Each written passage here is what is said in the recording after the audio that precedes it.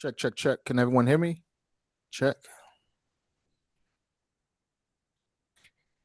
Let me know if you can hear me. You should be able to hear me. Check, check. Can everyone hear me? Yes, Yes, sir, sir. it's Yes, we audible. can hear you. All right. All right. Great. We're gonna get started in about one more minute. As I see people still entering the room. I have one request for the duration of the course. I don't like to speak to names. I like to see actual faces like we're actually in a class. So if you have a camera, a working camera, please turn it on for me, please.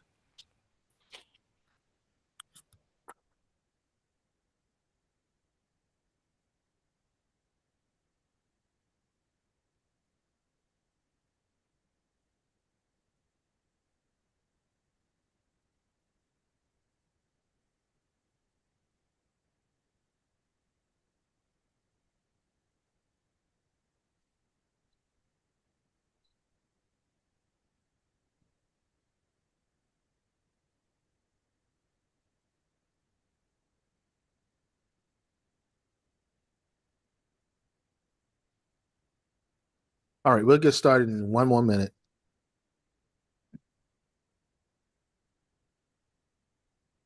Again, if you have a working camera, please turn it on. This is a training course, professional training course, so the proper etiquette is to turn your camera on. Thank you.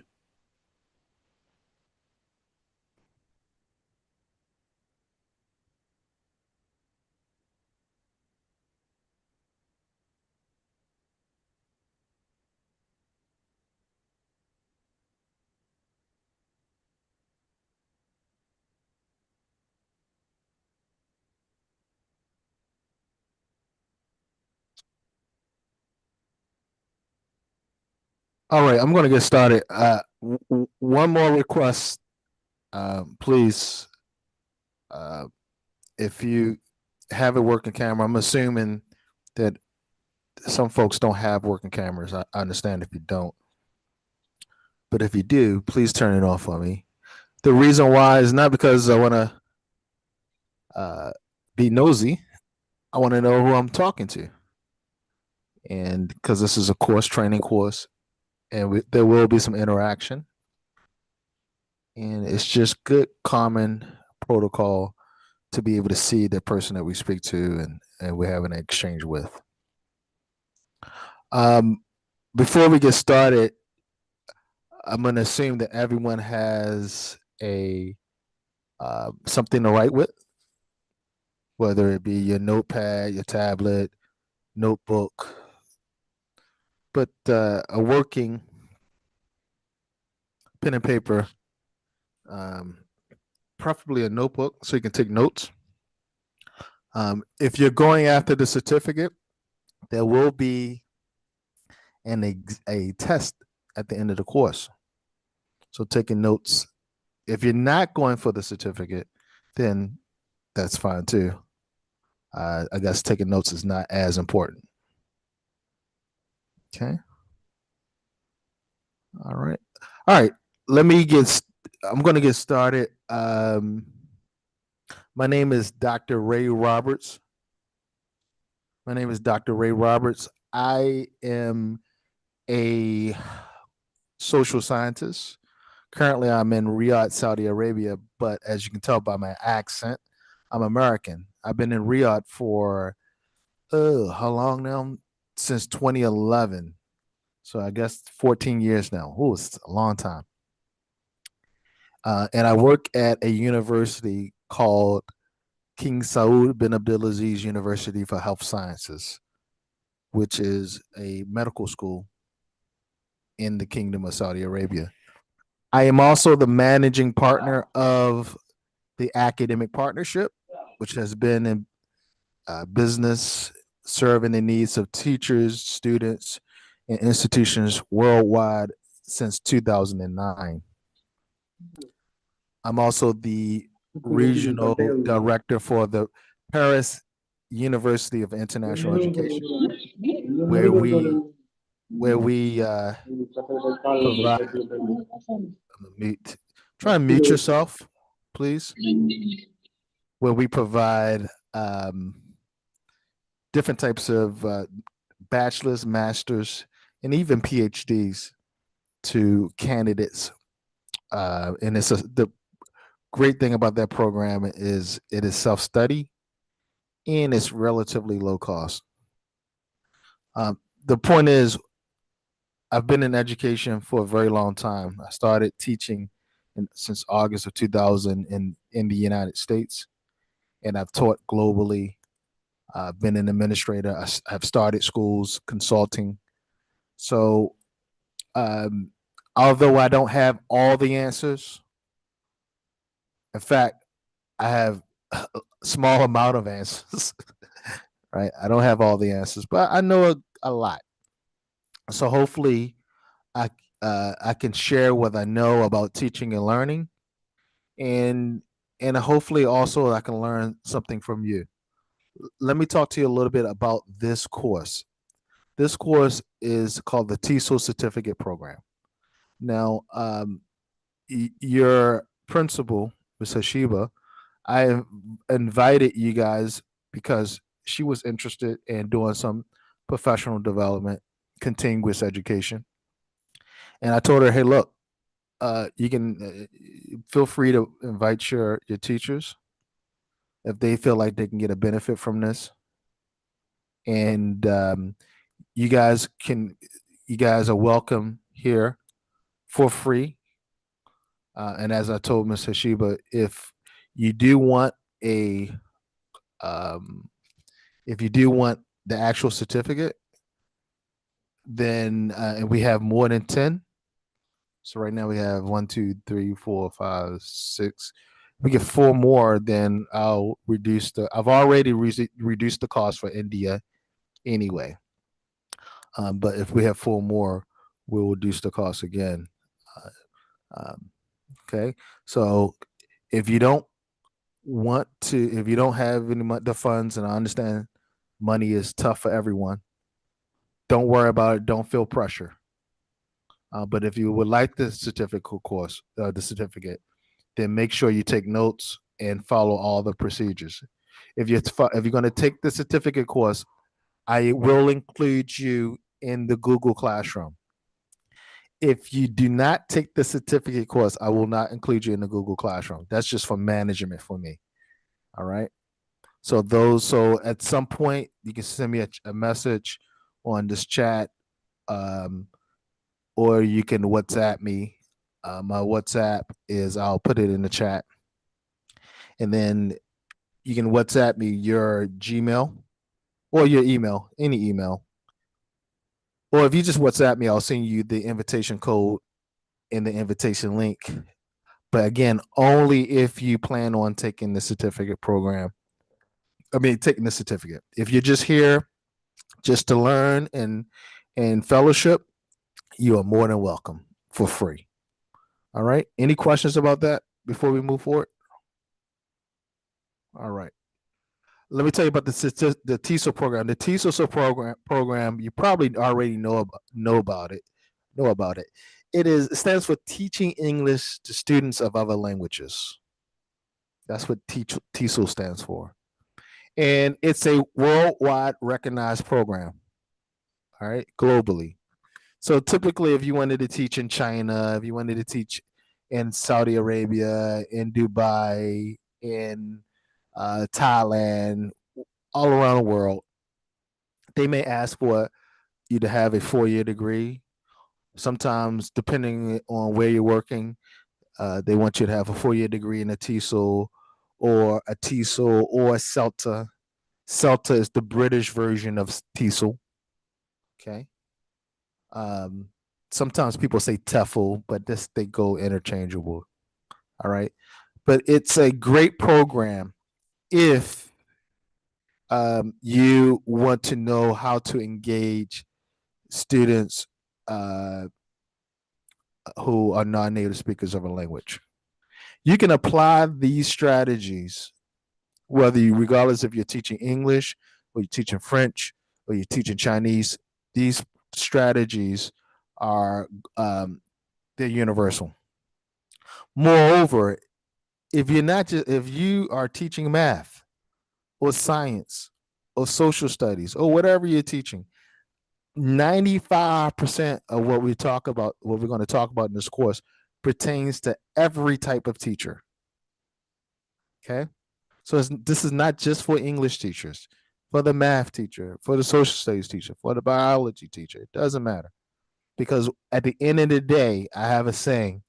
It's not my saying, I didn't make it up, but I've used it. I have used it for many years. Good meat makes its own gravy. Good meat makes its own gravy, meaning good teaching is good teaching. Okay. And ultimately, what this course is about is helping you become a better teacher. And regardless of how long you have been teaching, whether you've been teaching 1 year or 100 years, we can all move towards becoming a better teacher. There's no such thing as an expert teacher. None. Never met him, never met her. I am not an expert teacher. They simply do not exist. Okay. So um, the first Sharon, turn your video on for me, Sharon. The first, the first thing I want you to put in your notebook is this, because this is going to be a reoccurring theme in the book. And Sharon, by the way, Sharon have taken the middle of the course, so we're going to treat this like this was day one, Sharon. Okay. Um, this is the first thing I want you to, because this theme is essential, is paramount to this course. And it's by a lady named Dr. Diane Lawson Freeman. If you ever can research her and read her books, she has many books. She's in YouTube. This lady is a teaching goddess. She's amazing. All right. Especially in the world of uh, English teaching or language, not just English teaching, but language teaching, language learning. Her name is Dr. Diane Lawson Freeman. She may be retired now, but she's a professor at a university. She was head of, I think, ESL out of University of Michigan. All right. Many theories, complexity theory. She has come up with many theories. And Dr. Diane Lawson Freeman, for all her years of research, she has says this, and I want you to take this down. Students do not learn because we teach.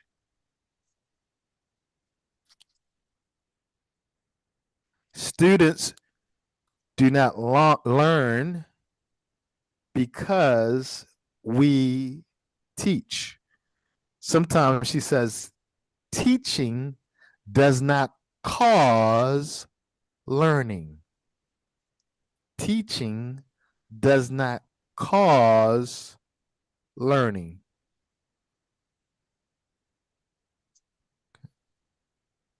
By the way, this course is going to go from 11 to 1 o'clock. So it's a 2 hour course, a 2 hour session, rather. The session is from 11 to 1. So if teaching doesn't cause learning, students do not learn because we teach. Why are we here? why, why are we here as teachers? Why do we even call ourselves teachers? Well, I respectfully submit that teachers are we're not teachers. That's the improper nomenclature. That's an improper nomenclature, is to call ourselves teachers. Because ultimately our job is to create a student who has agency. Agency. Agency is another word for independence.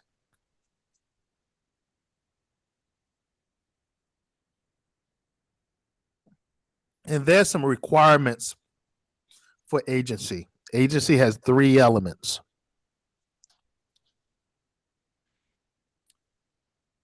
First, in order to have agency or independence, the learner must be self-determined, must have self-determination.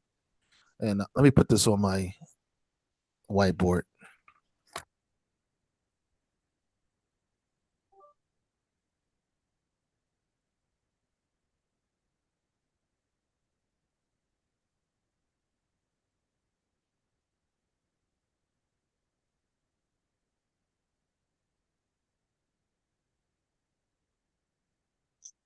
Everyone should see my whiteboard. Let me know if you do not see my whiteboard. So in order to have agency, the learner must be self-determined, must have self-determination.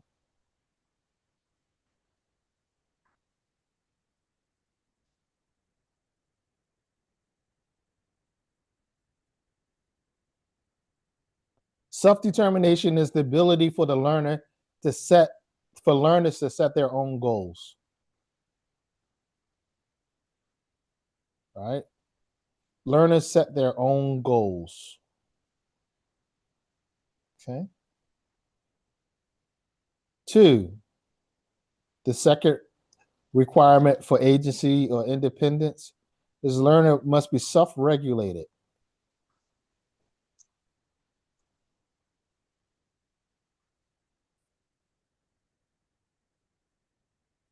And all that means is the learner is motivated and the learner is self-motivated.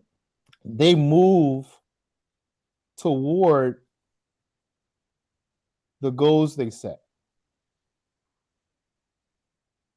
themselves. All right. They don't need mommy and daddy and teacher and next door neighbor and whoever to motivate them to say, get out of bed, do your homework, be quiet, focus. They don't need that. They know how to motivate themselves, they know how to regulate themselves. And the third element of agency is self efficacy. And then all self efficacy is that confidence comes from within. And the importance of self efficacy is grit. It builds grit. All right. And grit is that ability that happens, whatever happens, the learner can overcome without a lot of downtime. They fall off the horse, they get right back on. They have a roadblock in front of them, they find a way to overcome that roadblock. There's someone who's stopping them, they keep on going. They find a way to keep on going. They don't accept no for an answer. That's grit. And that's all of what we want our students to be. So at the end of the day, what our job is as learners, as teachers rather, is to make the student their own learner. Excuse me, I'm sorry. Make the student their own teacher, where students become their own teachers. Because ultimately, we don't teach students anything. We don't teach them anything. Okay? We don't teach them anything. They teach themselves. What we do is we provide opportunities for the learner to experience problems so they can become problem solvers. So we provide opportunities. It's up to the learner to take advantage take advantage of those opportunities. Okay. So it's very important. This is a very important concept, especially when you talk about teaching languages or teaching anything, that you understand that you do not have any power in the learning process. You don't have the power. You're not the purveyor of whether a student learns. And sometimes for many teachers, that's a hard pill to swallow. That's hard to accept for many teachers, right? What we do is provide the best opportunities for students to become their own teachers. So we're motivators, we're facilitators. Okay. And if we do it well, then students will teach themselves. That's why you hear the moniker now of lifelong learning. Well, you can't, the only thing you can do towards making sure someone's a lifelong learner is by providing opportunities for them to become a lifelong learner. So that's going to be the essence of this course, is how do we get students to become their own teacher? That's the crux of this course. So my intent and the course intent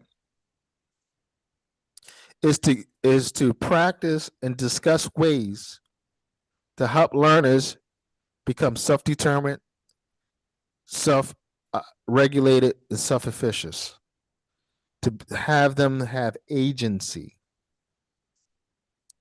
Because ultimately, our job is to help contribute to the common good of humanity by helping a young person or a person in general develop themselves. Notice I said helping, not developing a young person. You don't have that ability. There's too many other variables involved for us as educators to take on the burden of saying that we're going to develop. No, we're going to help someone develop themselves. We're going to provide resources. We're going to provide opportunities for them to develop themselves. Okay. Before I go on, because I want this course to be interactive and not me talk for 2 hours. And I still see a lot of people who don't have their videos on. Okay. So I'm going to ask folks,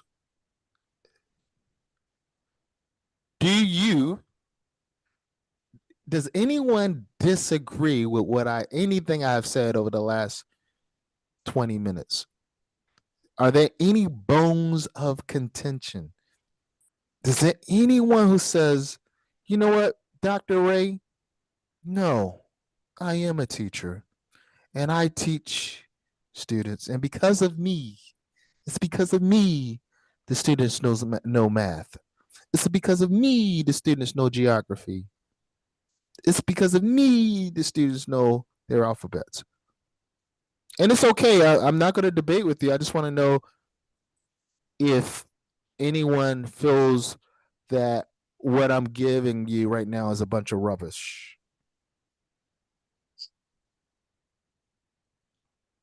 Okay. All right. Well, that's good to know. Okay. Um, this is, let me say this, I am a social constructivist. I am a social constructivist. What is social constructivism? Does anyone know what social constructivism is?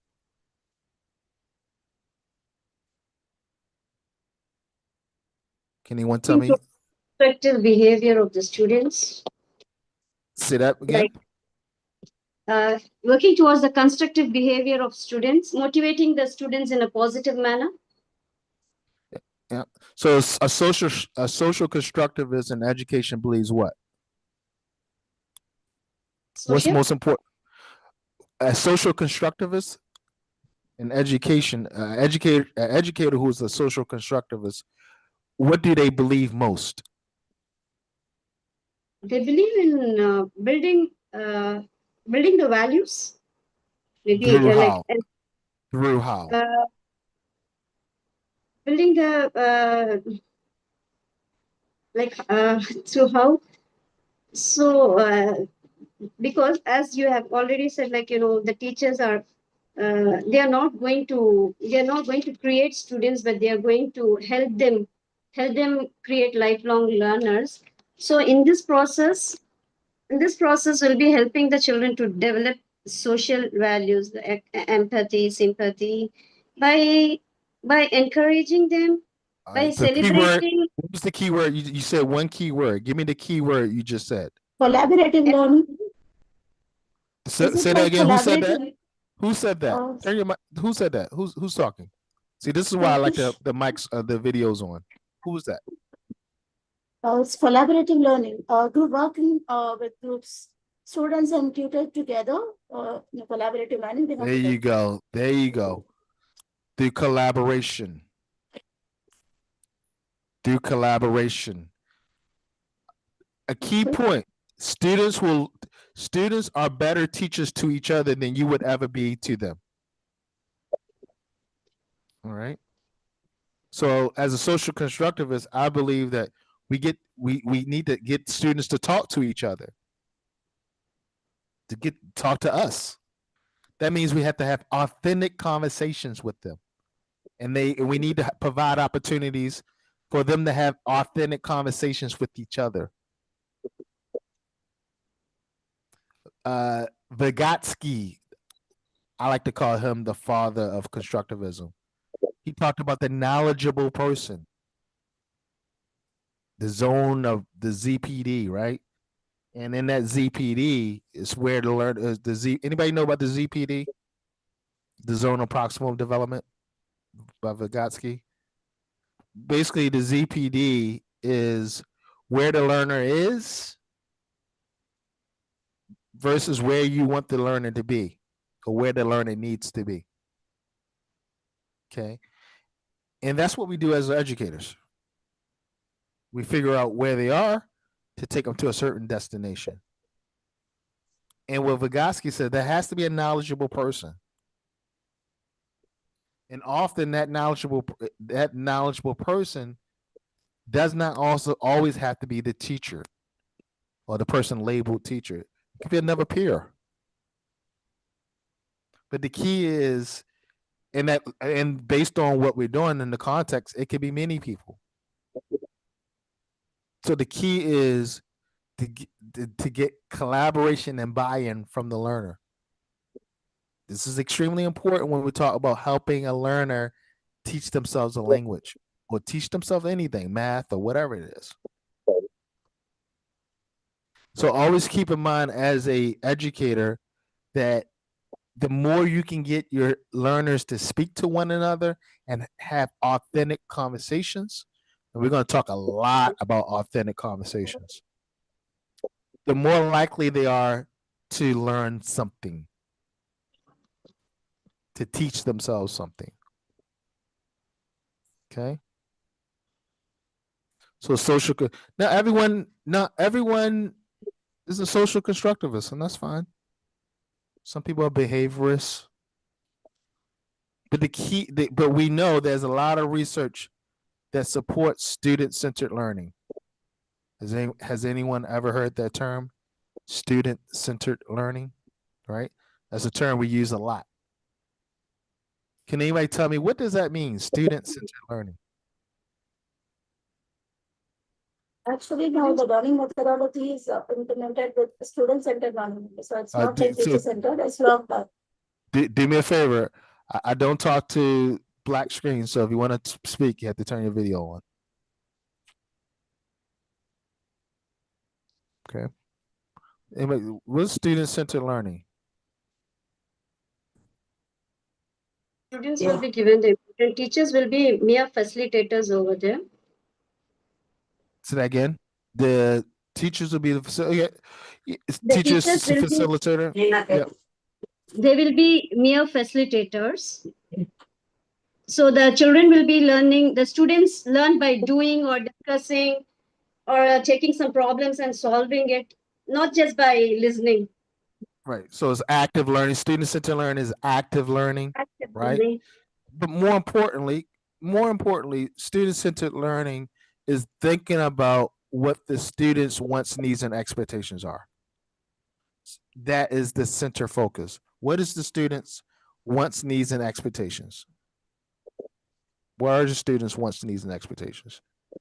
And putting that as a high priority in instructional transactions. Okay. All right.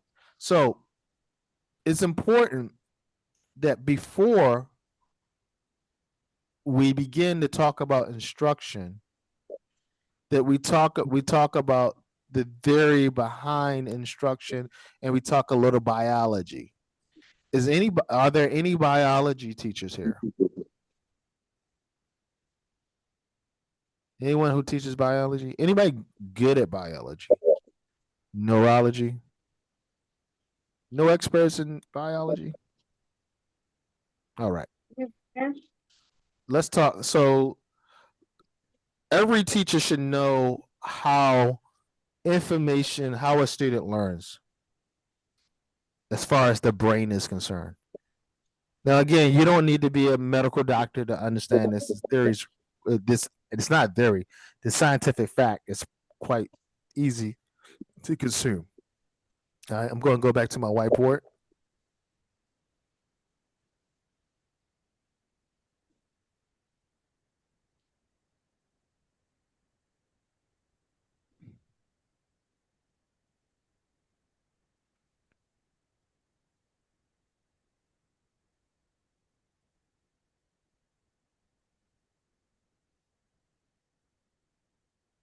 All right. So you have a class, and you are given some information in class. You're talking to your students. How does this is the teacher, and sorry for the bad drawing. So this is the teacher, right? Talking to the students. Okay. What's going on in the students' brains?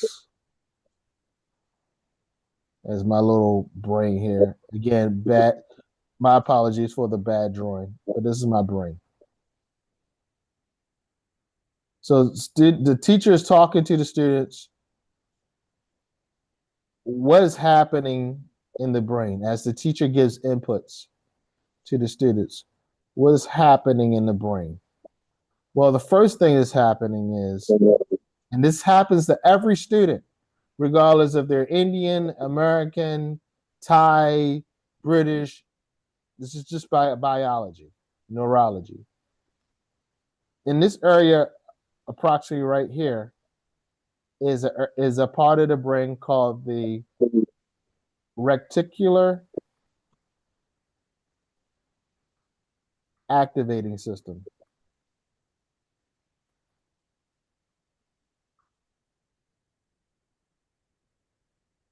Some people call it the RAS. And the RAS is your brain's security guard. So anytime you receive an input, whether it be a visual input, verbal, the first thing your brain is scanning for is this input, is this information safe? Huh? Everybody got that? Is this information safe? If the RES decides or determines that the information is unsafe, it goes to the non-thinking part of the brain, which is the rear. The rear of your brain is the non-thinking part. A lot of this is where your aggression, your non-thinking. All right. All right. And this is where we get the fight, flight,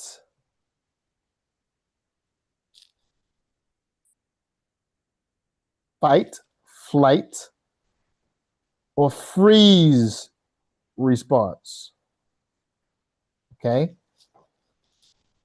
So, right in the beginning of a class, and this is every class, every day that you have with students.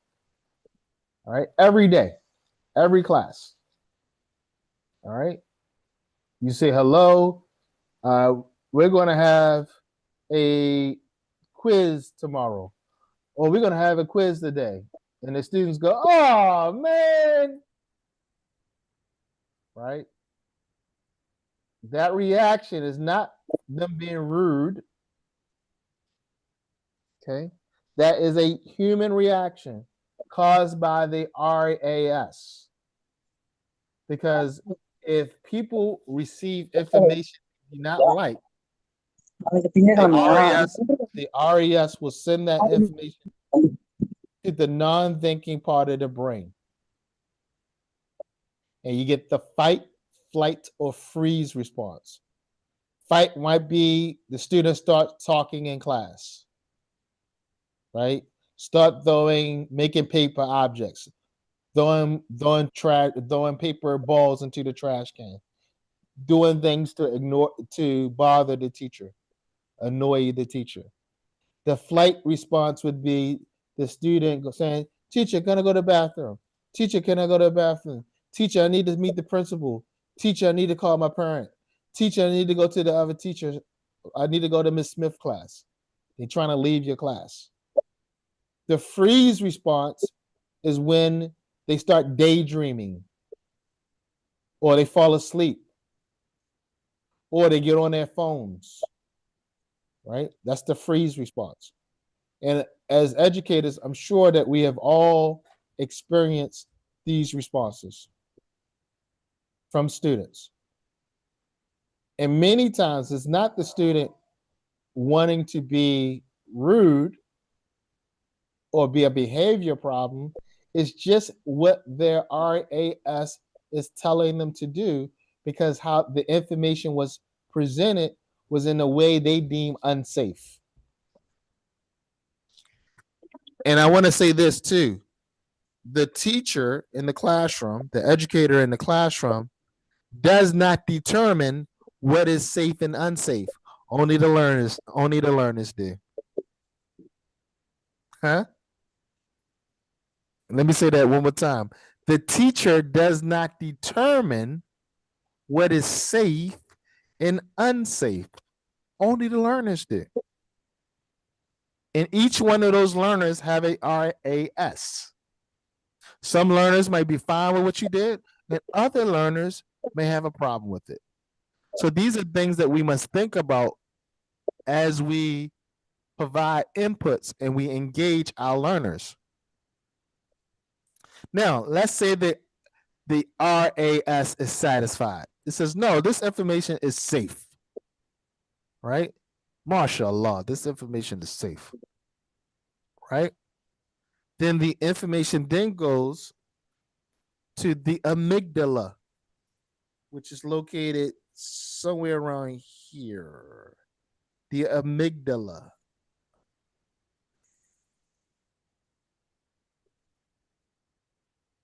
I spelled that. Hold on. Let me get the right spelling for you guys. I always spell that incorrectly. Get the right spelling for you. AMYGDALA. You got it? AMYG. That's right. GDALA. All right. Oh, well, I think it's a Y somewhere in there. But you guys get it. It's the amygdala. All right. What the amygdala is concerned with is one thing. All right. The amygdala is concerned with one thing and one thing only. And that is, what's in it for me? what is in it for me? Okay. That means when we engage learners, we have to consider what is the value of what is being taught. What is the value in what is being taught? Okay. If you do not satisfy the amygdala, then guess what happens? The fight, flight, or freeze response kicks in again. And they start to want to go to the bathroom. They want to get up out of their seat. They want to talk to their neighbor. They want to do these things. And remember, in different cultures, students will handle these responses differently, right? Based on culture. But it's still occurring nevertheless. Our job as educators is to get whatever inputs that we're trying to give them into the frontal lobe.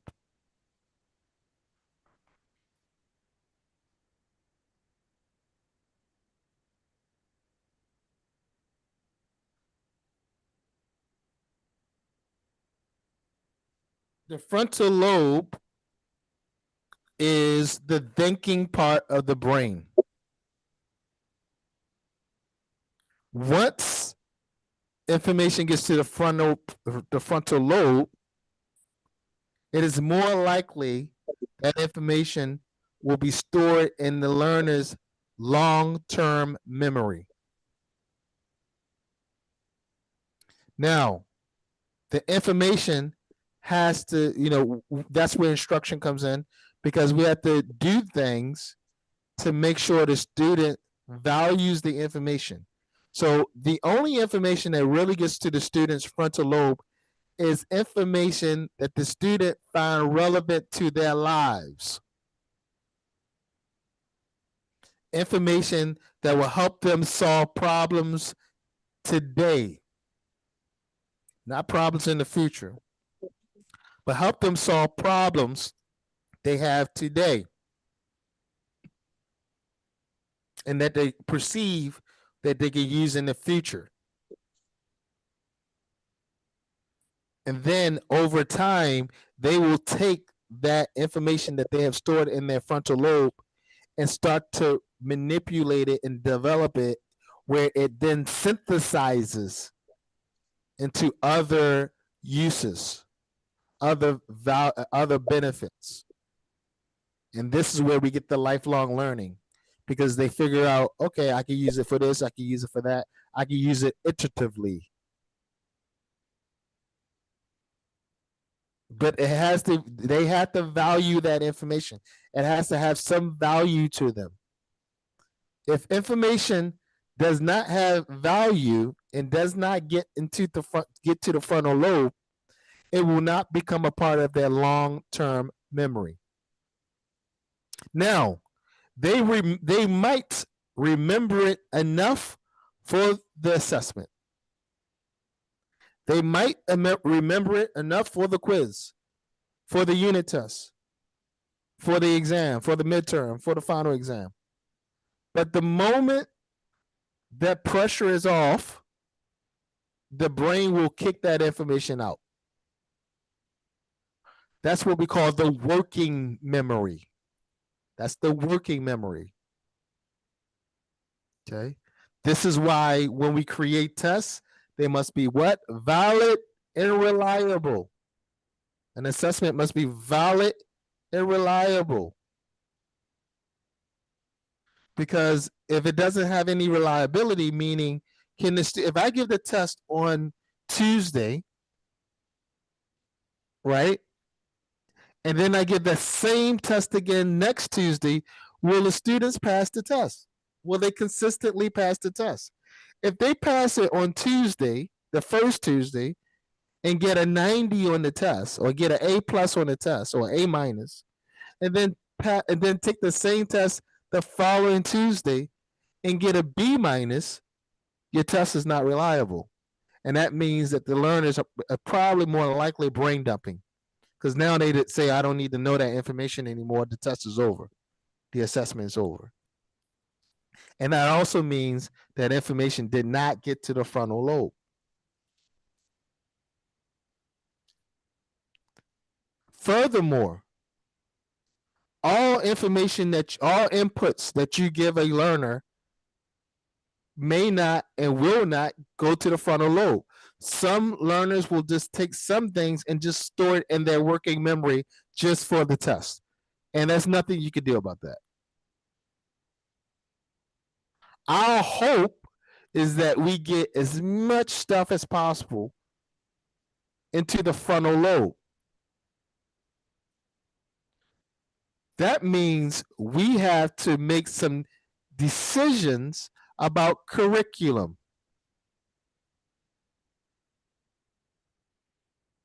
Is what we teaching learners, is it valuable to them enough where they will store it in their long-term memory? Or are they only putting it in their working memory to satisfy the school, to satisfy their parents, to satisfy you, the teacher? And we have to be honest. Is that, what do we want to do? Satisfied to have opportunities where learners receive information that they find valuable and that they can use to solve problems today and in the future. This is some of the things that we have to decide when we're building curriculum, when we're building standards, when we're engaging learners. And sometimes we don't have any control over it as educators. We're told by the principal, we're told by the superintendent, we're told by the business community, by the government, this is what you're going to teach.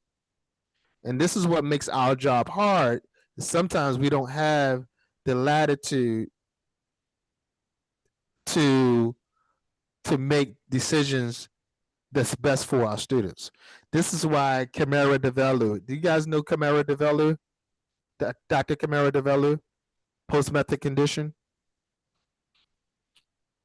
Has anyone heard of Dr. Camara Develu? Dr. Camara Develu, he was a professor out of San Jose University. I'm sure he's retired also. He may be passed on now. I think he passed away a couple years ago. He had a theory called the post-method condition.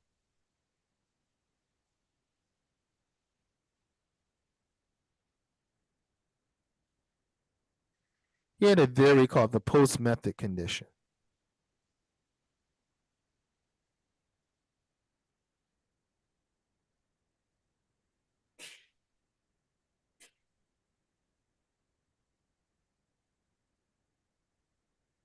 And what Dr. Camara Develu said was that if we're going to engage learners in meaningful ways, we have to consider three things: particularity,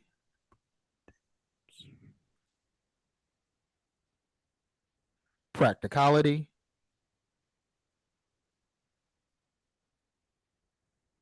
and possibilities.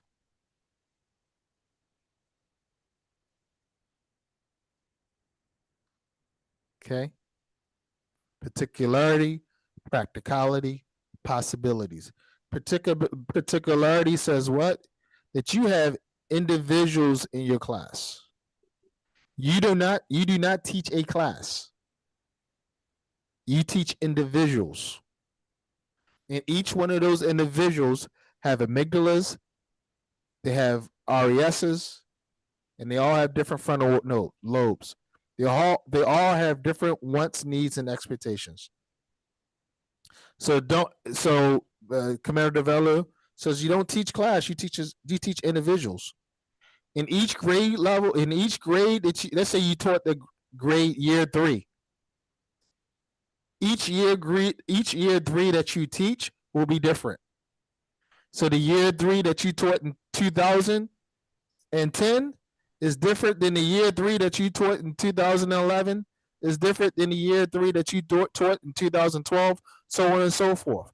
Because they're individuals with their own wants, needs, and expectations.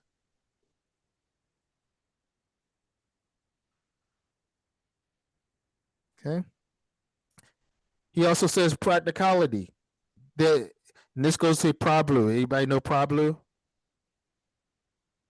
Pablo said what? There's no best method.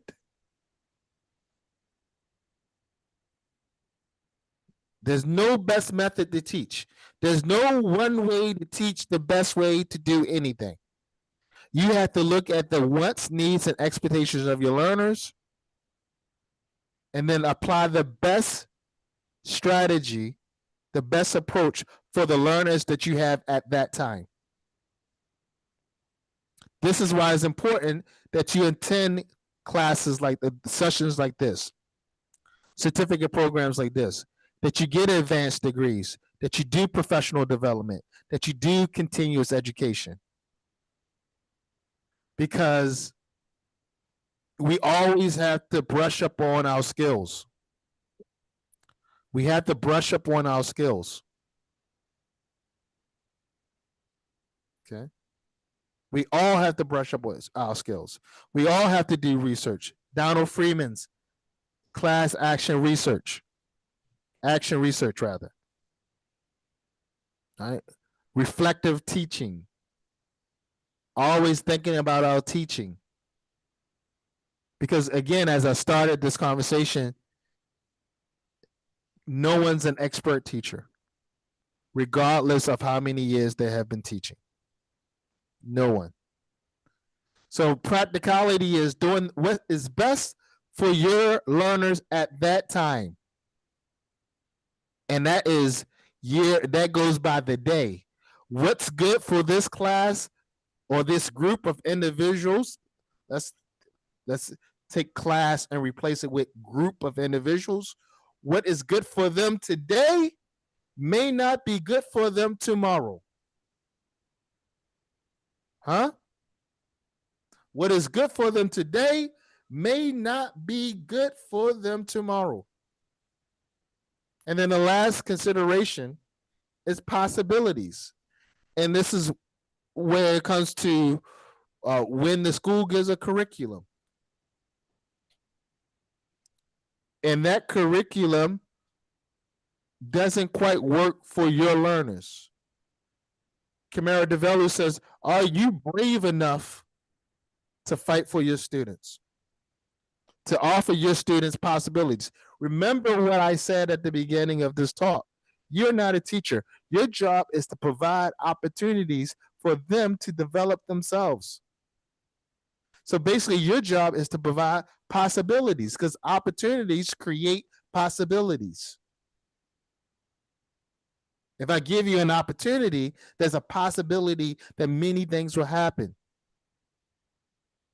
Are you brave enough to cast a wide net for your learners? Or it's going to be submissive to the standard, to the government, to the principal, to the superintendent? Are you brave enough to fight for your students? Now, I'll be the first one to tell you the golden rule. Does anyone know the golden rule? Can anybody tell me the golden rule? What is the golden rule? What is the golden rule? What's the golden rule?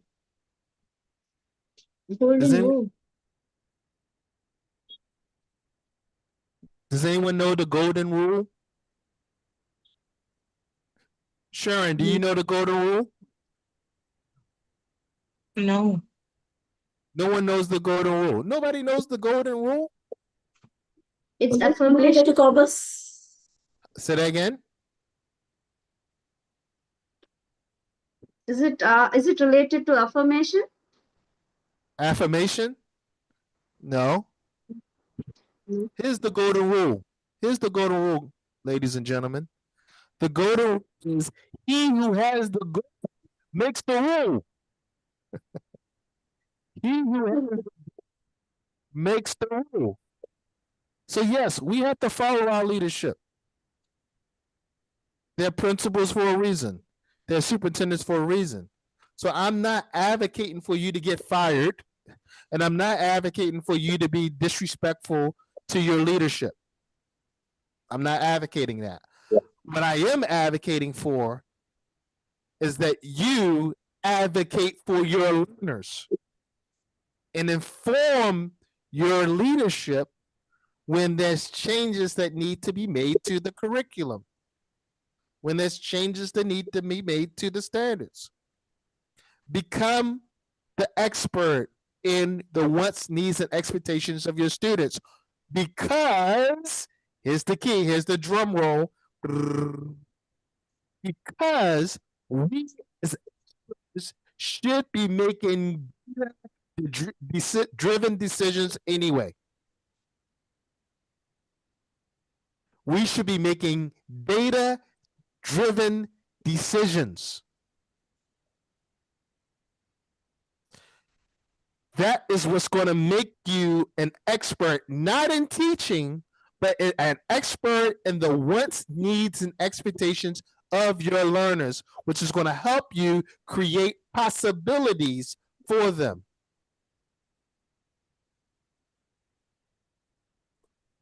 Which is going to help you create opportunities for them so possibilities can flourish.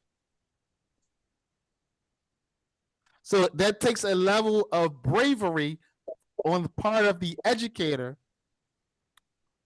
to do the things that you need to do to make sure you know the wants, needs, and expectations of your learners. So that you can go back to your principal, you can go back to the superintendent, you can go back to the government official running the Ministry of Education or the Department of Education and say, hey, look, here is the data. And the data tells us that we need to do this for these learners at this moment. Too many educators do not make data-driven decisions. Many educators make decisions with their emotions. What I like to tell my teachers is, I do not care about what you feel. I know that sounds mean. I only care about what the students feel. What I want to know from you is the data. So, when I was a principal of a school and teachers say, oh, I wasn't Dr. Ray then, I was Mr. Ray. Hey, Mr. Ray, we want to go to the zoo. Okay, let's say we want to go to the zoo. Can we have money go to the zoo, and can we have permission to go to the zoo? Then I would say, why do you want to go to the zoo? Well, we want to go to the zoo because we feel like the students will enjoy it. And then my response would be, denied. Denied. No, you cannot go to the zoo. But if you came to Mr. Ray or you come to Dr. Ray, you say, Dr. Ray, my seventh grade class wants to go to the zoo because it is connected to the unit that we're learning regarding ecosystems. And here are the outcomes. And I took a survey from the students, and the students all agree that they want to go to the zoo to better understand ecosystems. And that going to the zoo will further enhance these standards that are listed. And moreover, I can create these objectives. These objectives will come out of that experience. Approved. Approved. Approve, and then I'll kiss you on your forehead. Thank you. Approve. Okay. Dr. Ray, we want to go to the amusement park. Why do you want to go to the amusement park? We want to go to the amusement park because we took a survey, and what we noticed from the survey, what we have determined from the survey, our students they're losing motivation. We're riding them a little too hard. So we know that it's the middle of the school year, and we know that we normally take these trips at the end of the school year. But based on the survey, based on what we're observing in class, based on the last couple of test scores, based on some of the writing opportunities that we've given them, we're finding that the students may be losing motivation. Do you mind if we take them to the amusement park as a motivation? Approved. Approved. Absolutely. I'll go with you guys. What else support do you need from me to help them with their motivation? But don't come to me and say, we want to go to the amusement park because we feel like the students need that time. They're not. You see the difference? Data, as educators, we make data driven decisions. We do not operate on our emotions. So when it's time to be brave, we can be brave with evidence. Because what we do is a science. It's a skill and it's a science. Teaching and learning is a science. So we have to apply scientific methodology. Too often, educators go by their feelings, and that is where we fail.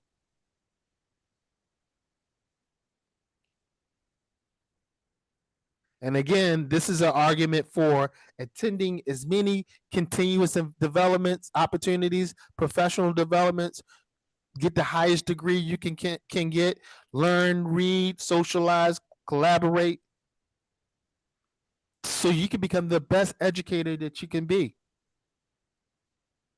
To provide the learners with possibilities, to be brave enough to advocate for your learners, so that you can provide the best method for them that they need at the time. So you can differentiate personalized instruction. The one of the hardest things I find that teachers cannot do is differentiate instruction. It's very difficult, especially when you have 20, 25, 30 students in your class at one time. It's hard to differentiate instruction. And the reason why it's hard is because we haven't done the things, the scientific things, the objective things. We haven't followed best practices. We haven't followed those best practices that get us to the point where we can differentiate. Because so often we're operating out of emotions instead of operating out of data. That does not mean you have to come across as an emotionalist. They're two different things. You can still be friendly. You can still smile. You can still be loved by your students. And by the way, you don't have to be your student's friend. You just have to be friendly.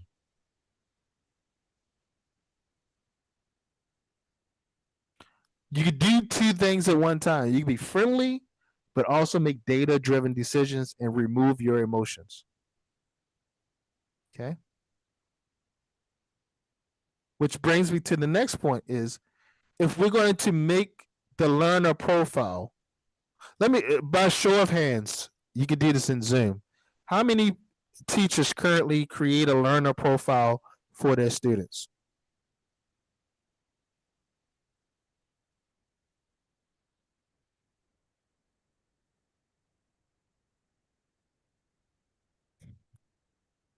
No one. No one does a learner profile.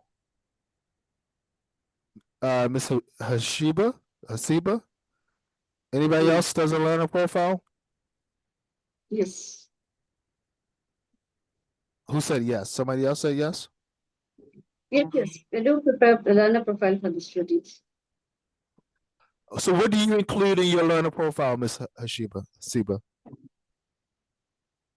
What do you include in your learner profile? Uh, it describes the strength of the student, needs of the student, then learning preferences of the student, mm, interest of the student, so that I can support them in the Absolutely. What about past scores, past test scores, past right? test for. Writing samples, right? Interactions you may have had with the parents, right? We all should do learner profiles. And it's not something we just do at the beginning of the year. We do it throughout the year because especially if they're young learners, they're changing, they're developing, their hormones are changing, they're getting taller, they're gaining weight, right? So it's important. The student that you had, if he's in the third grade in September, he's a totally different third grader in January because he gained a little weight, he got a little bit taller, right? His voice is getting changing. So we keep a continuous learner profile. Okay. There's no other way to find out the wants, needs, and expectations of your students by monitoring. So what we call teacher noticing. You have to notice. You have to notice that Sarah has gained, is getting taller. You have to notice that these things are happening. Right, Mr. I don't know, Miss Bakash. That's right, Miss Bakash. The strengths, weaknesses, the learning outcomes. Where do you want that learner to be by the end of the school year? Right. There's no way you can create a yearly plan if you don't learn a profile your students, and you Actually, for the definitely cannot teach in context if you don't know the context that are compelling for your students. How many how many people before they start? How many teachers? Let me say this because I don't want to ask a leading question. Um, when you start a new unit with your students, what do you do to begin that unit? It's a brand new brand new unit of learning. What do you do when you introduce that new unit of learning? What is kind of your procedure? Anybody want to share? motivation, Say we that have to again. create motivation to the students. So you do a First, motivational motivate activity. Okay. You do a motivational activity. Anything else? and check the previous knowledge. It's Check. related to the particular topic. How do you check previous knowledge? Create a small flip of choice like normal by asking, proving them. Depends upon some practical things, whatever they have understood, what they are going to learn. So with that, we can create a small assessment technique, like a small pop-up quiz. We can find out their level, how where are they? So what is the requirement for them? So based on that, we can start teaching one. So individual preferences also we can find out through the small pop-up quiz, but not completely. But to an extent, we can gain them. That will help Absolutely. a little. Absolutely. Yeah. To So you add take on with this, as Sister Balkis said, connect to prior knowledge or hook the learners. We can introduce the unit in a creative way, uh, like showing them visuals, or engaging them interactive starter activity we can give. like we can play a quick quiz or game or something like that, so that they get motivated and excitement builds. Exactly. All those things are correct. But what is motivation is absolutely good. But the primary thing that we want to do when we start a new unit, is know what they already know about that new unit of learning. You Connect to cannot, point. you cannot, you cannot teach a new unit of learning if you haven't already assessed what they already know about the unit. Because how do you differentiate instruction? How do you personalize instruction if you don't know what they already know beforehand? So one of the strategies I like to give is give them the unit test. Give them the test that you're going to give them at the end of the unit. Give it to them before the unit, and tell them this is I'm just doing a survey to see what you already know about the unit, The same test can we give after the completion of the unit so that we can and compare? you give the same test at the completion of the unit. So we will compare it. So You where they have compare it. started, whether we have completed it. Boom. How many teachers do that? You get the same test. You might We find used to do that few places. you might find that some learners what test out. They don't need that unit. They already know everything about the unit. So imagine the unit is 1 month long, and you have a student who you gave the pre-test to, and they scored an A+. Right? You're gonna make that student sit through that unit, right? He got to sit through the unit the same way the student who maybe got a 10 on the unit, the pre-test. And there's nothing wrong with the student getting a 10 on the pre-test, or maybe even getting a 0. It's nothing wrong. But now I know I got 1 or 2 students who scored an A+. Okay, what am I going to do with them? Now I need to give them a higher, right? I need to operate on a higher level with them. I need to engage them. And if I'm a social constructivist, what am I going to do, Sharon? If I'm a social constructivist, what am I going to do? To collaborate. I'm going to use those 2 students, so that 1 student who got the A+, and they're going to be what for that unit? What are they going to be for that unit? They're going to be the teachers for that unit. They're going to collaborate with the students that they're going to teach. They're going to be the teachers for that unit. I'm going to Yes. utilize them. I'm going to utilize them as much as possible. I'm going to have them talk as much as possible about what they know, because they can communicate it better than me. Why? Because of the age gap. They can say it in a language better than me to get their fellow peers to understand it. Okay. All right. So unit tests, a pre-test is a part of the learner profile. Okay. Pre-tests are a part of the learner profile. Okay. So now, again, all these things that I'm talking about, it sets up the future sessions. Okay, I'm setting up just so, because I don't want you to think that I'm gonna be talking very for all these sessions. This is just setting up the future settings.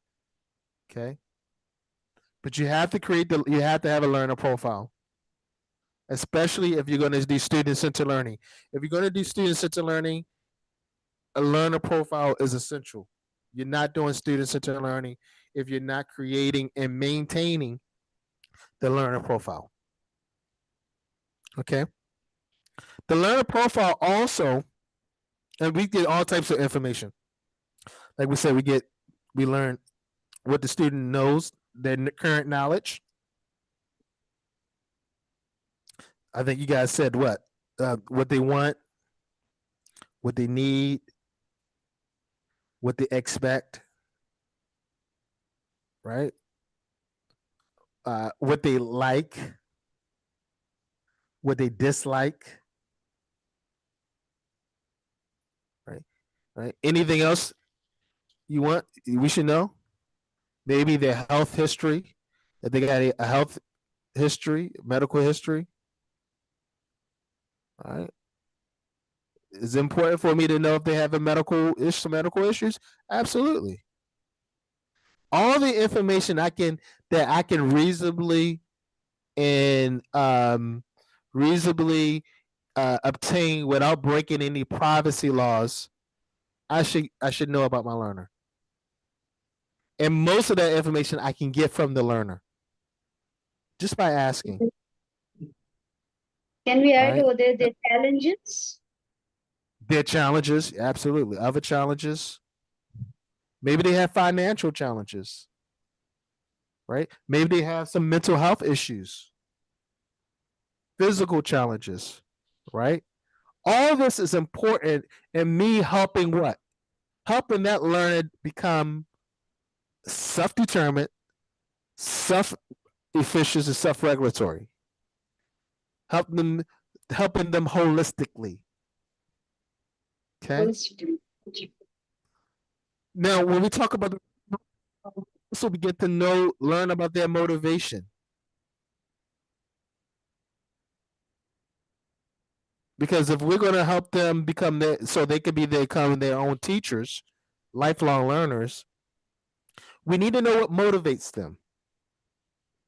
And there are four types of motivation. Does anyone know the four types of motivation? Internal, Anybody know? external, is that true? Okay, so we call it intrinsic. It's Intrinsic, the yeah, same. extrinsic. Yes, Intrinsic. intrinsic, extrinsic, Intrinsic, extrinsic. extrinsic. What's the other two? Mm, Integrative, and instrumental.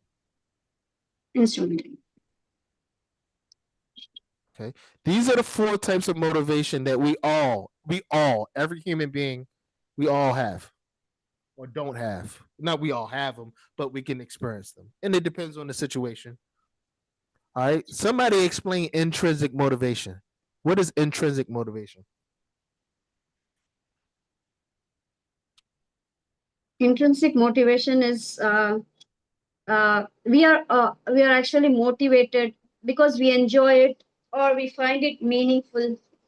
That's called as Yeah, intrinsic motivation, which is absolutely. motivation inside within. It's from the inside, right? Yes. We just like it because we like it, right? Yes. We enjoy it because we enjoy it. We don't need money for it, right? We just like it. We do it because we just like it, right? We're intrinsically motivated. We don't need any push. Everything comes from the inside. What's Like extrinsic motivation? appreciation, something like that. Say that again.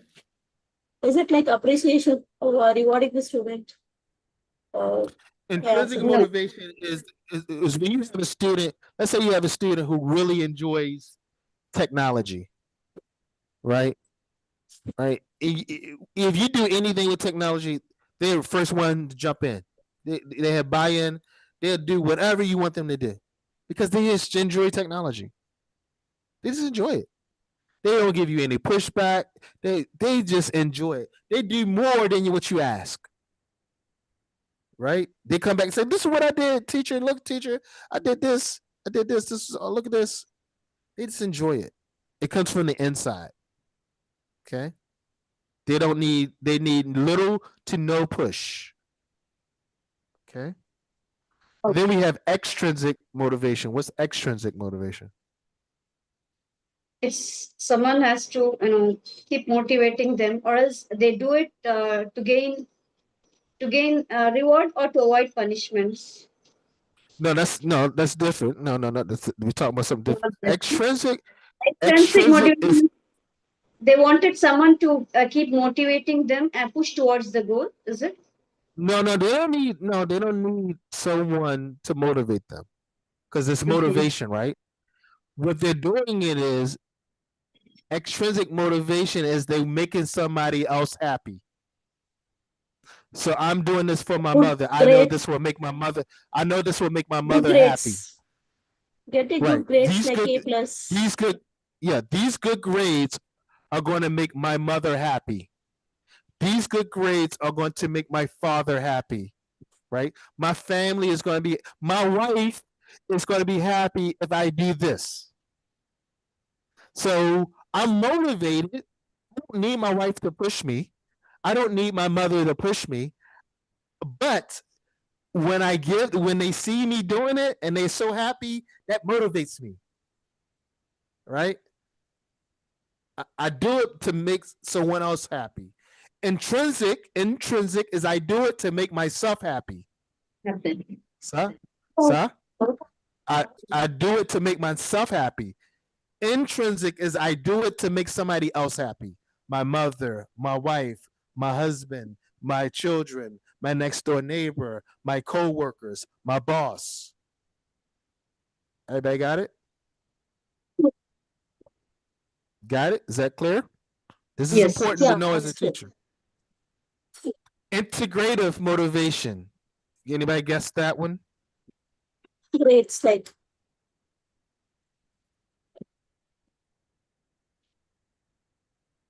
To be what? what? If you're integratively motivated, what is motivating you? What are you motivated by?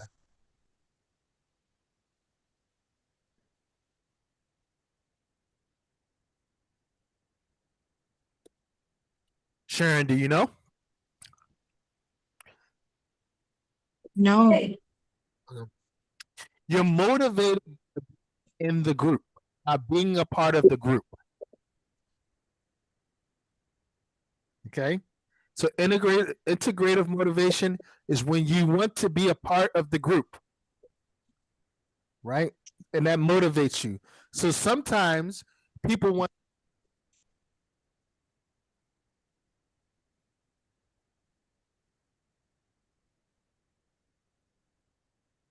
sometimes people want to learn a language so they can be a part of the group, right? Um, um, I moved to Russia. Now I want to learn Russian so I can be a part of the group, huh? And I'm motivated right there by being a part of the group. Okay, some kids want to play cricket, right? Not because they like cricket, because they just want to be a part of the group. They know to be accepted in the group, what they must learn how to play cricket. Make sense? Make sense? To be Yes. accepted in the group, you must do this. So you learn this, or you get this because you're integratively motivated. Make sense? Yes. Okay. And then instrumental motivation. What is instrumental motivation? Maybe like getting motivated to get higher position, instrumental. It could be for a position, for money. You're motivated Yeah. by money. Money, Money, promotion, job, exams, or something like job. that. Yeah, you want the big car. You want the big house. You want to live in a nice community. You want the money. You want the social status.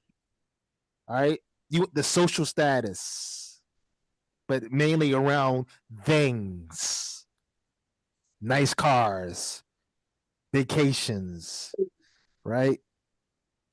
Model, the wife that's a model, right? You want things. That's instrumental. None of these motivations are wrong. Okay? Let me make that clear. None of these motivations are bad. Right? If you're too intrinsically motivation to an extreme, that could be bad. Now the one that we like as educators is which one? Which one do we love as educators? intrinsic and integrated.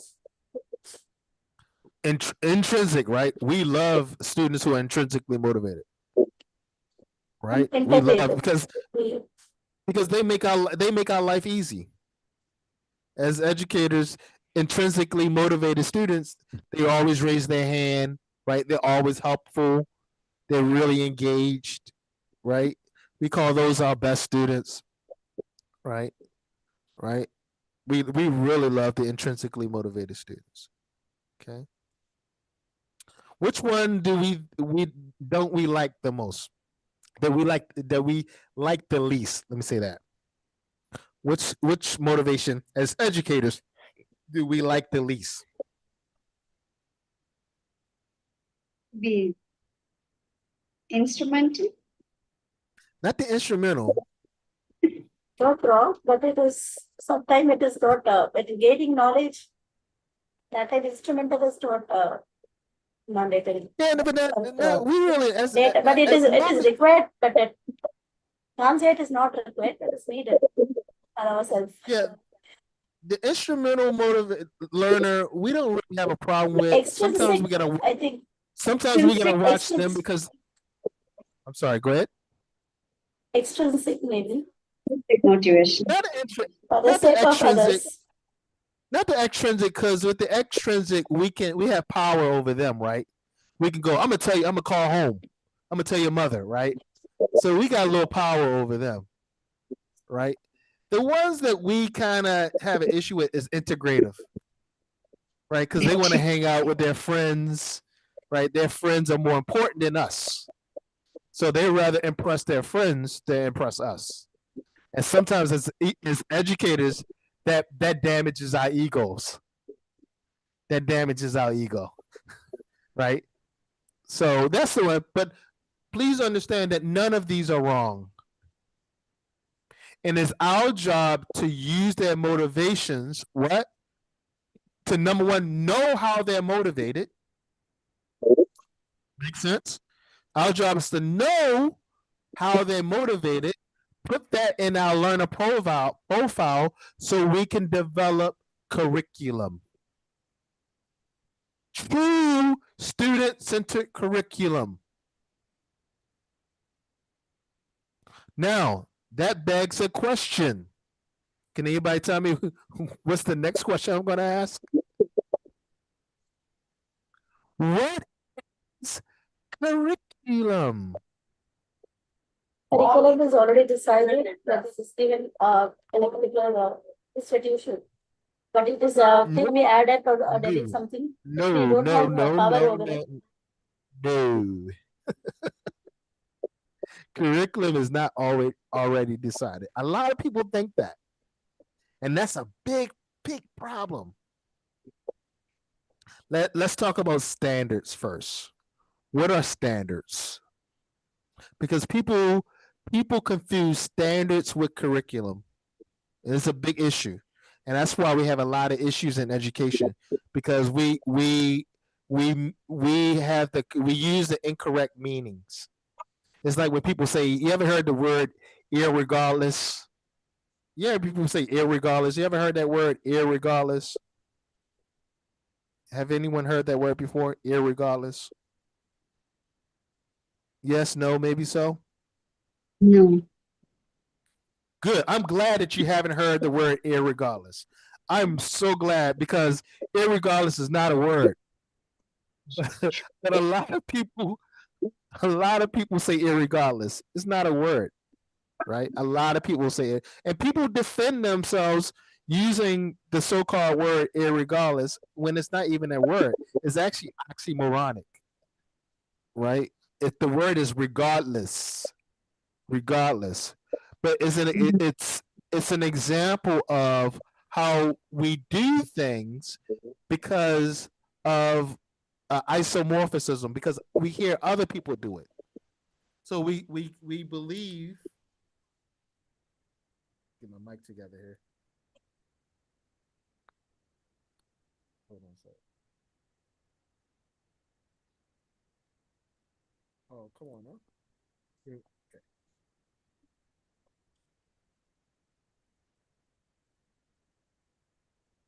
You're not audible, sir. No, I had to fix my microphone. The so uh, often we say and do things and we repeat it where it's the wrong thing. Okay, let's clear this deal up with curriculum now. I think when people mean curriculum, they really actually mean standards. Standards are already set. Standards means it's benchmark the students are expected to achieve. So we use standards to create the benchmarks because we're always teaching towards the standards, and the standards are set. As educators, we don't set the standards. Government sets the standards, right? The community sets it. Typically the government, the Ministry of Education, Department of Education, they set the standards. Okay? Typically. All right. And then we as educators, we take this. So what standards is what? Standards are what we teach. Okay, so write that down in your notebook. Standards are what we teach. I'm gonna say it again. Standards are what we teach. One more time. Standards are what we teach.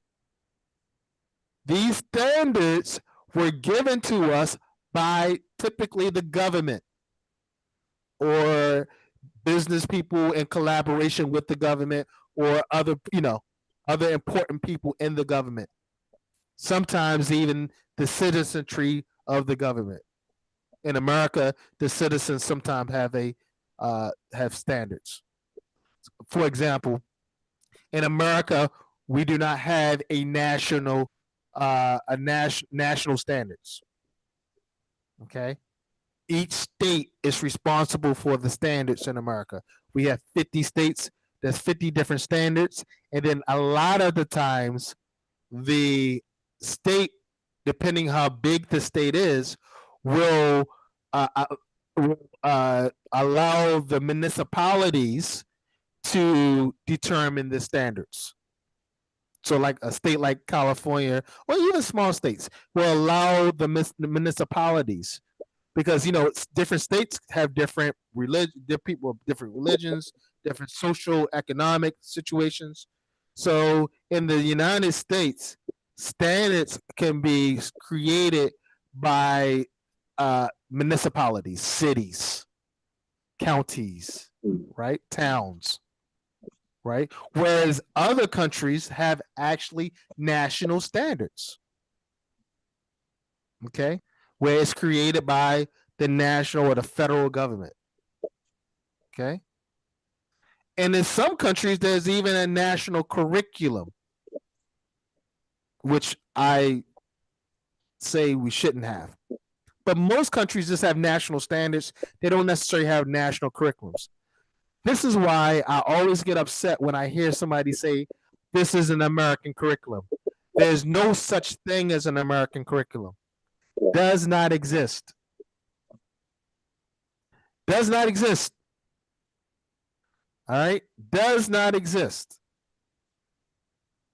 There may be an American approach, but there's no such thing as an American curriculum because even in America, there's thousands of standards. Not thousands, but hundreds of standards. Maybe thousands, maybe. So standards are what we teach. Curriculum is how we teach the standards. How? Curriculum means how. How you teach the standards is curriculum.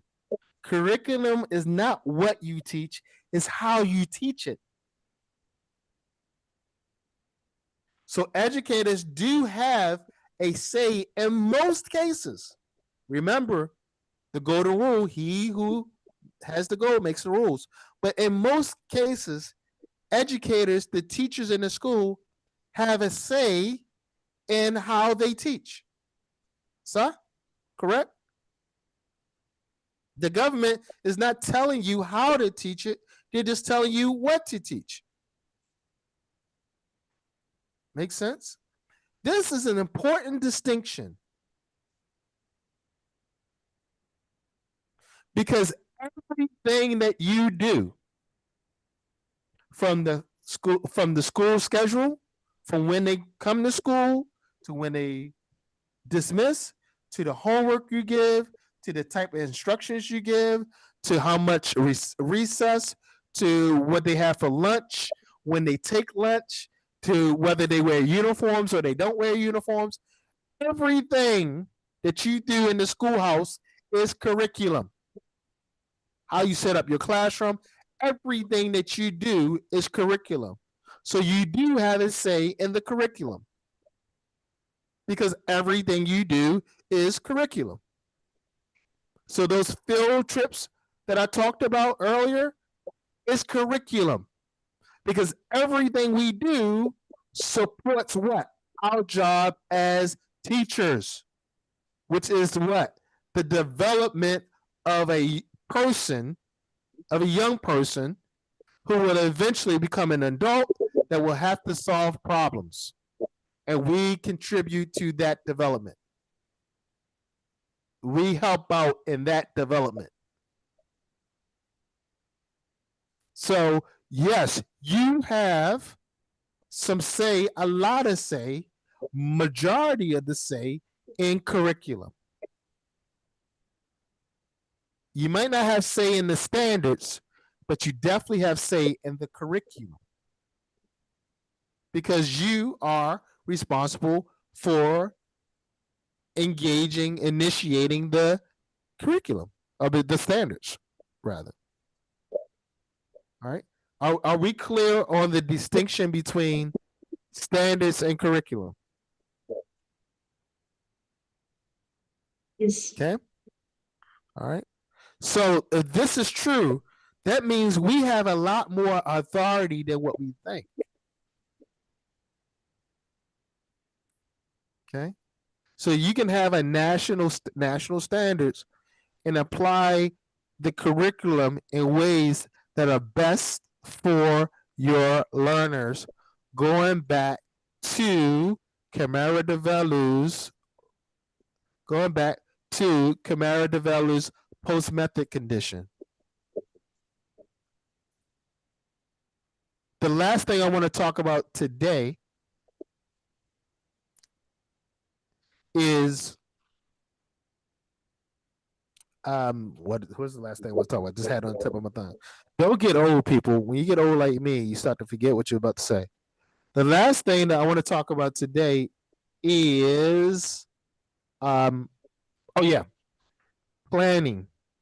And I'm going to give you just a preview for planning because tomorrow we will talk about planning. We will talk about yearly planning. We will talk about unit planning. And we will talk about the daily lesson plan tomorrow. Okay. But I want to talk about planning in as a theory for a second. The primary thing that you do, let me ask you. Anyone can answer. What is your primary job? What's the one thing you do the most of as an educator? What's the Planning. one thing? Say that again. It's planning. We do plan. Planning. I kind of gave the answer already. It's planning. It's planning. 90% of what you do is planning. Now, that doesn't mean we execute our plans all the time because as we know, things don't go as planned all the time, right? But 90% of what we do as educators is planned, and it's planned based on what? Making data-driven decisions because we're always changing our plans because our students' wants and needs and expectations change often. And we're always teacher noticing So that means we're always changing our plans. That's why we have something that we do as educators called scope and sequence. Opens. Because we know that even although we created a yearly plan for our third grade math class, we know that plans don't always go, that things always do not go as planned. That means we have to scope and sequence. Now, what is scope and sequences? Scope is determining what? Where we need to get time. That's the scope of what we're going to cover, right?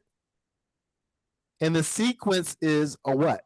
The things that we need to do to make sure we cover the scope.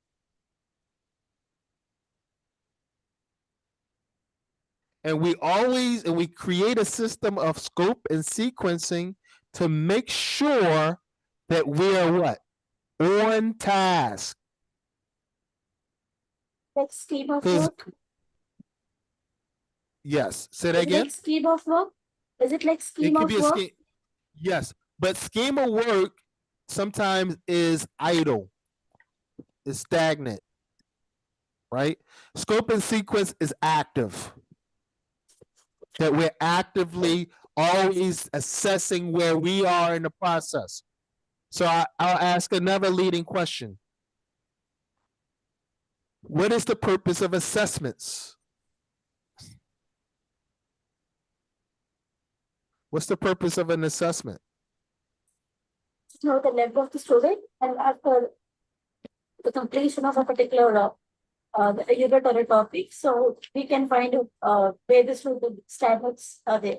So that we can either go ahead with this next topic, or else we have to create working environments where we can make it in a better manner. So that is what we need to make an assessment. Like Absolutely. reliable.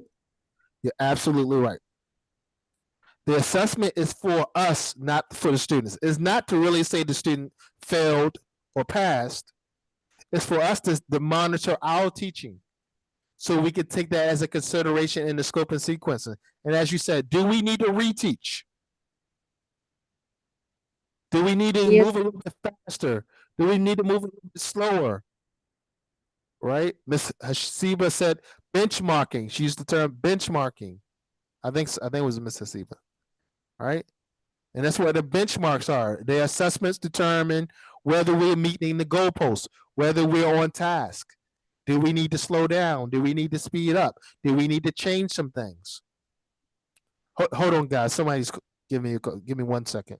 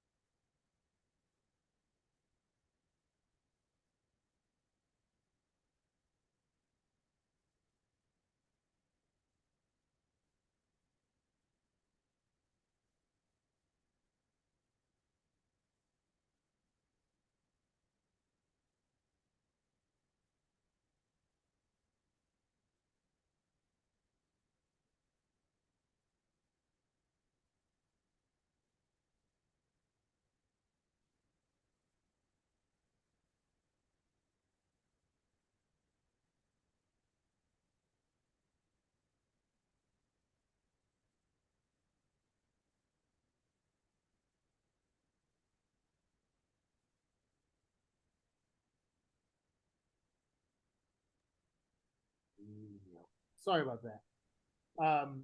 So the point of this is, and we're going to get in detail about planning tomorrow, how to plan. But the point of this is that we are to understand that it's chaotic, right? And we're going to talk about the Diane Lawson Freeman chaos theory.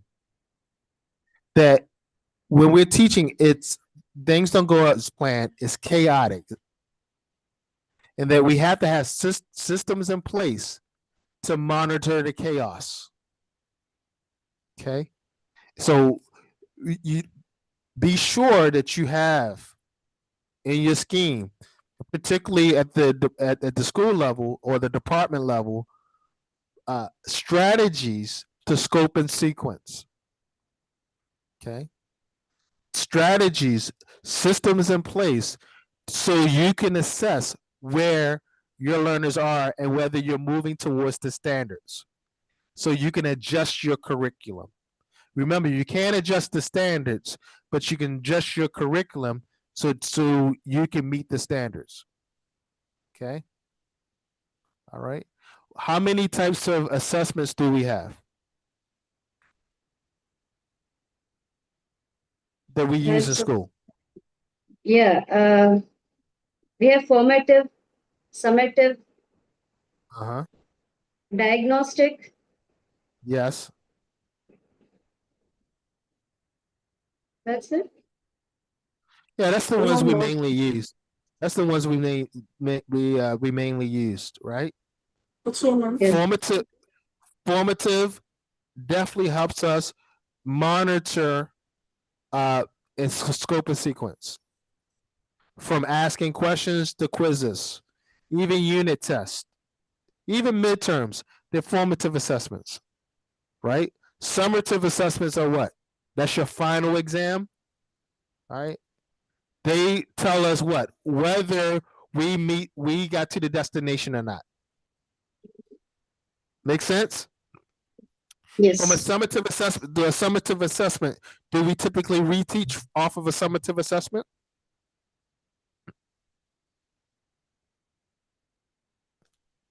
Do we typically reteach from a summative assessment? No, no. No, Unfortunately, no. unfortunately we don't. So that means we have to have enough formative assessments. And formative assessments don't always have to be quizzes, as you already know. They have to do with more concept checking, make sure we're asking the right question, taking surveys, and scope and sequencing, doing those benchmarks to make sure that we're on task. The point that I want to make here is that if we're going to, let's not test and assess for the sake of putting a grade in the grade book. That's not the purpose of an assessment. The purpose of assessment is not to put grades in the grade book and yell at the students about failing it or tell the parents that the kid needs extra tutoring. The purpose of the assessment is to determine how we go about our teaching and learning practices, our instructional method. So when a student fails a test, we should take it personal. What did I do? What did I do wrong? How have I failed this student? What could I have done better to ensure that the student passed the test? What type of interventions could I have given the student? Should I have gone to his house? Should I have called the parent? What should I have done? Should I give him more work? Should I differentiate him more? What did I do wrong? That's how I take when a student fails one of my tests. Did I talk to him? Did I invite him to come to coach class, to my office hours? Did I get to figure, is my learner profile complete with that learner? Or is it empty or non-existent? I tell you, if I have a student who's failing and I look at the learner profile and I didn't fill in a lot, and I'm not perfect, ladies and gentlemen. I'll tell you that right now. There are some students where I look at my learner profile for that student and it's not as in depth as it should be because I get busy too, right? And then I look at the learner profile and the student failed the quiz or the student failed the test or the midterm. I say it's me. I didn't. I should have did more on this learner profile. If I would have did more on the learner profile, maybe the student would have done better on the assessment. Right? That's just something to think about. All right, I think I want to stop right there. Again, tomorrow we will meet at 11 to 1. If you are getting the certificate and will earn the certificate, you need to be in the Google Classroom because you have to read the chapters. We ask you to read at least 15 pages. They're easy pages to read. They're not hard. Read the pages, take in the lecture. This is only if you are getting the certificate. There's also a journal response. It's the same journal response every day. What did I learn today? And how can I use it in my teaching? Okay. And then you will fill out that page, a complete um, a complete page like this. A complete. The key is I want you to do it in your own hand. In your own hand. Okay. We cannot see Right. this. We Okay. can see only the whiteboard. You didn't see it? This is a regular paper, regular A4 paper, regular A4 paper. It's in your own hand. Those two questions, one sheet. What did I learn today? And how can I use it in my teaching? What I do not want is a regurgitation of what I said. I don't want you just to repeat what I said. What I want is you to process what I said. Okay? And then if you have any disagreements, if you have any questions, if you think some of the things I said was totally off base, rubbish, put that in your journal. Okay? This exercise is not me preaching to you and me telling you to believe everything I say. I want you to challenge some of the things that I'm saying. This is how we grow. Okay? The journal also comes from your reading, from the Smooth Move textbook. Okay? So at the end of the course, I'm going to ask you to submit your journals and we'll take the test. And then the course will be over. The course will take approximately 10 days. Can you please show us? Can you please stop sharing this whiteboard and show the journal? Sure.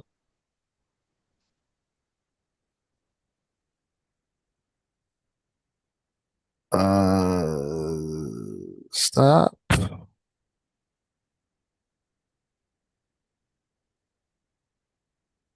Okay, and then I'll share the journal.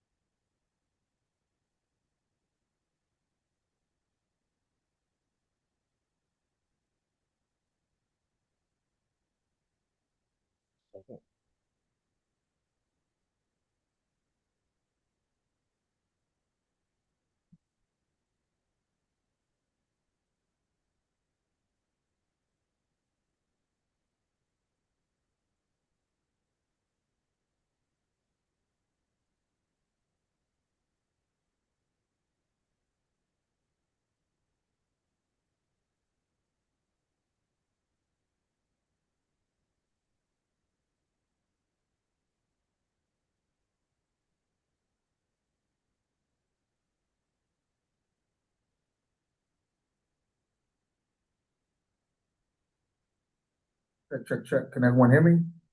Check. I can hear you.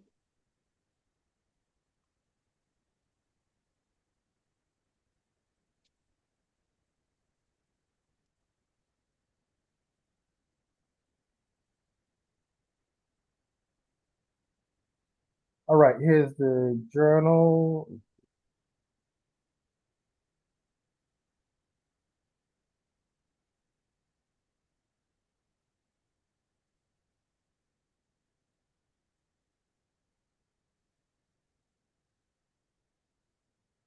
All right, do you guys see it?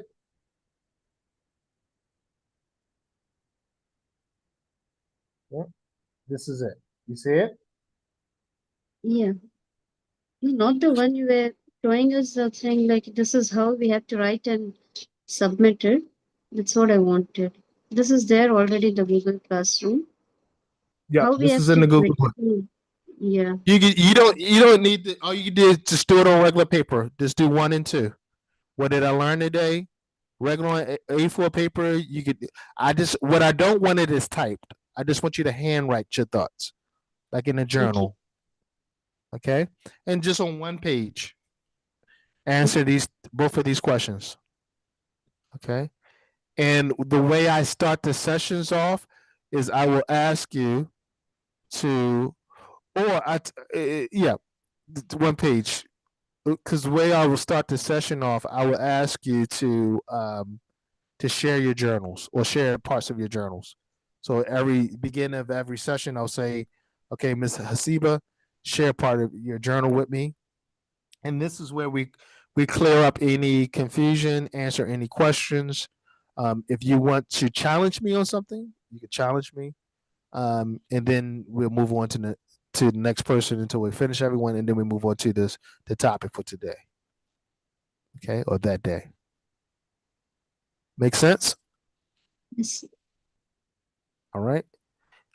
So if you want to join the certificate program, make sure that you send me a WhatsApp with your email so I can invite you. Oh, not your email. Just send me a WhatsApp. Then I can invite you to the Google Classroom. If you're only here to just listen and you're integratively motivated, if you're here because you're integratively motivated, then you're welcome. Some of you here because you are extrinsically motivated. The boss said I should come, so I better come. But either way, you're invited. Again, if you do want the certificate program or certificate, I have to include you in the Google Classroom. We will see you tomorrow at 11 o'clock. If there are not any questions, Sharon, do you have any questions? No, thank you. All right. All right. Have a great day. Have a great day. And we will see you tomorrow. It's weird. Thank you.